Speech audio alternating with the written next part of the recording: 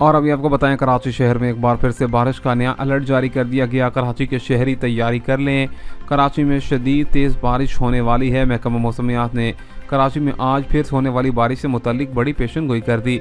कराची में बारिश आज कितने बजे है, इससे मुतल्लिक आपको आगाह करेंगे। ताज़ा तरीन तफसीलात में आगे बढ़ते हैं। नाज़रीन से गुजारिश भी है, चैनल को सब्सक्राइब करना मत भूलें, वीडियो को लाइक और शेयर करें। आपको बताएं कि बताया गया है कराची में आज दोपहर के बाद यहाँ पर शाम तक कराची में हल्की बारिश देखी जाएगी और रात के औकात में कराची में आज तेज़ बारिश का अलर्ट जारी किया गया है। और बताया गया है बारिश जो है वो काफ़ी ज़्यादा मुसलसल तौर पर वक्फे वक्फे से जारी रहेगी, जिसके अंदर बताया गया है साहिली इलाके ख़ास तौर पर देखे जाएंगे।